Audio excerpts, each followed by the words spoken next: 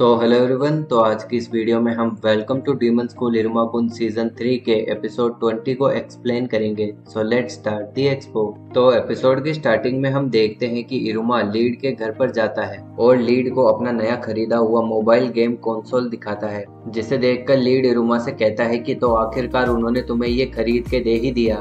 तो इरुमा जवाब देता है कि हाँ, ओजी चान ने ये मेरे लिए खरीदा है। उसके बाद लीड इरुमा से कहता है कि तो चलो जल्दी से अंदर चल के इसे खेलते हैं। फिर वो दोनों जैसे ही अंदर जाते हैं तो लीड इरुमा से कहता है कि तुम क्या स्नैक्स लेना चाहोगे। तो इरुमा जवाब देता है कि कुछ भी ले आओ। तो लीड इरुमा के लिए स्क्रीमिंग सोडा और स्नैक्स ले जाता है और इरुमा को अपने रूम में ले जाते हुए कहता है कि इस कमरे से दूर रहना और आवाज मत करना। जिसके बाद इरुमा जैसे ही लीड के रूम में पहुंचता है तो वह देखता है कि इसके कमरे में बहुत सारी चीजें रखी हुई हैं। उसके बाद लीड और इरुमा दोबारा से यंग किंग बनने की खुशी में स्क्रीमिंग सोडा के साथ चेयर्स करते हैं। फिर वो दोनों अपना नया लाया हुआ गेम चालू करते हैं, जिसे देखकर लीड इरुमा को बताता है कि यह लेटेस्ट हंटिंग गेम है, जहां पर तुम अपने गियर्स क्राफ्ट कर सकते हो और मॉन्स्टर्स को हंट कर सकते हो। उसके बाद इरुमा अपना गेम का कैरेक्टर कस्टमाइज कर रहा होता है और अपने आप को एक बोकू यानी कि चाइल्ड के रूप में रिप्रेजेंट करता है। यह देखकर लीड उसे वहीं रोक देता है और कहता है कि तुम्हें एक बोकू नहीं बल्कि एक और यानी कि एडल्ट की तरह दिखना चाहिए।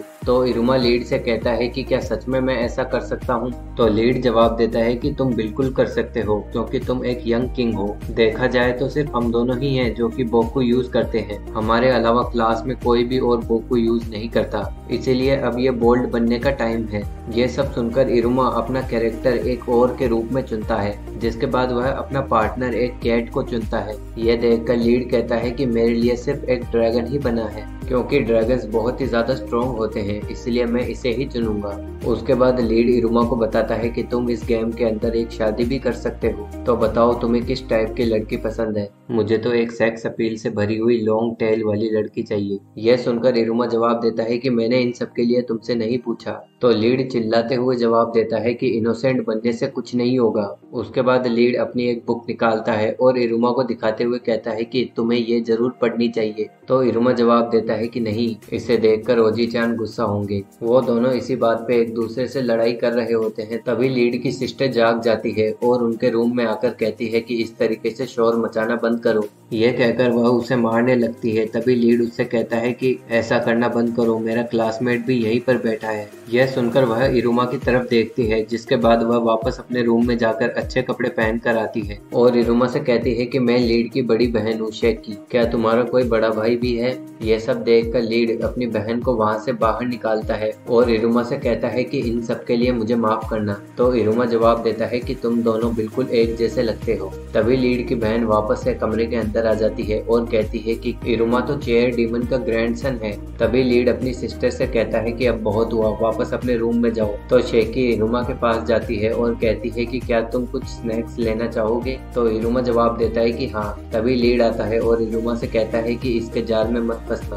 तभी शेकी लीड की बुक देख लेती है, जिसके बाद लीड उसे उसके रूम में वापस ले जाता है और उससे कहता है कि इरुमा पर अपनी चालें चलना बंद करो। तो शेकी जवाब देती है कि मैं उसे किसी भी जाल में नहीं फंसा रही, तुम बस बहुत ही ज्यादा ओवर प्रोटेक्टिव हो रहे हो। तो लीड उसे जवाब देता है कि नहीं, लेकिन इरुमा मेरे लिए एक छोटे भाई जैसा है। यह देखकर शेकी उसे कहती है कि तुम बदल चुके हो, पहले तुम सिर्फ अपने रास्ते पर अकेले चलने वाले आदमी थे, इसीलिए ये कूल बनने की एक्टिंग अब बंद कर दो। तो लीड जवाब देता है कि ठीक है, लेकिन अब मेरे रूम से दूर रहो। उसके बाद वह जैसे ही अपने रूम में वापस जाता है तो इरुमा उसे कहता है कि देखो, मैंने अपना कैरेक्टर फिनिश कर लिया, इसमें मेरी मदद करने के लिए तुम्हारा शुक्रिया। उसके बाद इरुमा लीड को बताता है कि मैं हार्वेस्ट फेस्टिवल सिर्फ इसलिए जीत पाया क्योंकि हमारी क्लास के सभी लोगों ने मेरी मदद करी थी और उन लोगों में भी तुमने मेरी सबसे ज्यादा मदद करी थी, इसीलिए मैं सोचता हूँ कि तुम मेरे एक छोटे भाई जैसे हो। यह सुनकर लीड गुस्से में इरुमा से कहता है कि तुम मेरे छोटे भाई जैसे हो। तो इरुमा जवाब देता है कि नहीं, तुम मेरे छोटे भाई जैसे हो। उसके बाद इसी छोटे भाई की लड़ाई में उन दोनों का टाइम खत्म हो जाता है, जिसके बाद हम देखते हैं कि इरुमा आमेरी को एक बुक पढ़कर सुना रहा होता है। जिसके बाद आमेरी सोच रही होती है कि शायद मुझे स्वीट बना के इरुमा को यंग किंग बनने पे उसे कॉन्ग्रेचुलेट करना चाहिए। वो ये सोच ही रही होती है कि तभी इरुमा उसकी तरफ देखता है। तो आमेरी नर्वस होकर कहती है कि मैं स्वीट्स बनाने में इंटरेस्टेड हूँ, लेकिन मुझे किचन में पाँव रखने से मना किया गया है। यह सुनकर इरुमा कहता है कि ऐसा क्यों। तो आमेरी जवाब देती है कि मुझे नहीं पता, पता। मेरे फादर ने इसका कोई एक्सप्लेनेशन नहीं दिया।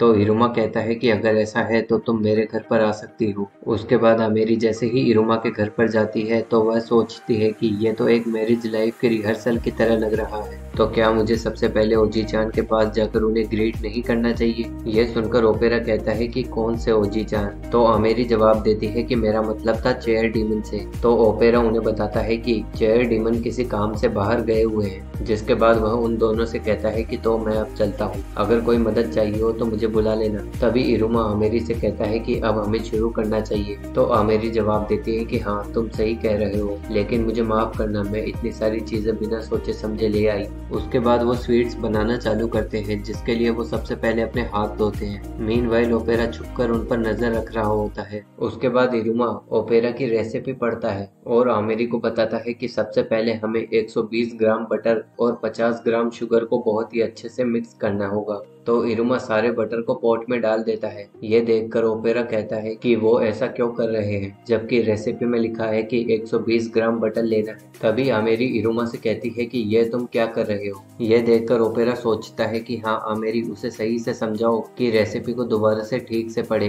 तभी आमेरी बहुत सारी शुगर लेती है और बटर में डाल देती है और इरुमा से कहती है कि तुम्हें नहीं लगता कि इतनी सी शुगर से कुछ भी नहीं होगा। यह सब देखकर अब ओपेरा सोचने लग जाता है कि ऐसा मत कहना कि इन दोनों को कुकिंग के बारे में कुछ भी नहीं पता। उसके बाद हमें पता चलता है कि इरुमा बचपन से ही जिंदा रहने के लिए जो भी चीज उसे मिलती थी उसे मिक्स करके स्टू बना के खा जाता था। उसके बाद इरुमा आमेरी से कहता है कि क्या आपने कभी पहले स्वीट्स बनाए हैं। तो आमेरी जवाब देती है कि मैंने एक बार एक केक बनाया था और अपने फादर को खिलाया था, जिसके बाद उन्होंने मुझे किचन से बैन कर दिया था। उसके बाद इरुमा बहुत सारे अंडे लाता है और उन सभी को तोड़कर एक पॉट में रख देता है। यह देखकर ओपेरा सोचता है कि तुम सभी चीजें इसमें क्यों पटक रहे हो। तभी हमें पता चलता है कि इरुमा का माइंडसेट है कि उसे कोई भी चीज वेस्ट नहीं करनी है, चाहे भले ही वो अंडे के छिलके ही क्यों ना हो। यही सब चीजें करते हुए आमेरी और इरुमा एक बहुत ही खतरनाक स्वीट बनाते हैं, जिसे देखकर ओपेरा उसे कचरे के डिब्बे में पटक देता है और उन दोनों को समझाता है कि तुम्हें कुकिंग की बेसिक नॉलेज भी नहीं है।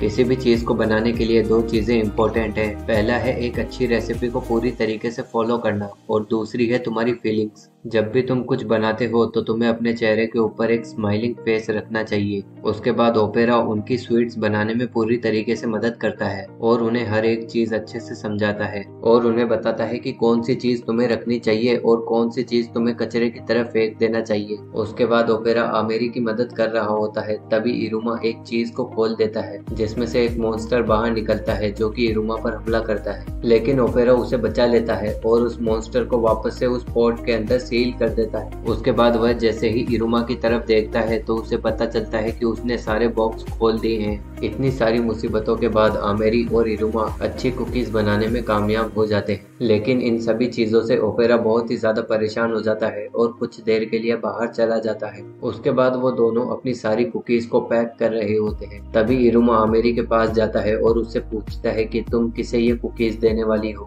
यह सुनकर आमेरी इरुमा को उठाती है और एक टेबल के ऊपर बिठाती है और कहती है कि यह कोई ऐसी चीज नहीं है जो कि मैं नीचे देख के बोल सकती हूँ। उसके बाद वह इरुमा को एक कुकीज का पैकेट देते हुए कहती है कि हार्वेस्ट फेस्टिवल जीतने के लिए मैं तुम्हें ये एक गिफ्ट देना चाहती थी। यह देखकर इरुमा बहुत ही ज्यादा खुश हो जाता है और इसी कुकिंग सेशन के साथ ये एपिसोड भी शांतिपूर्वक खत्म हो जाता है। So we will meet in the next episode and thanks for watching.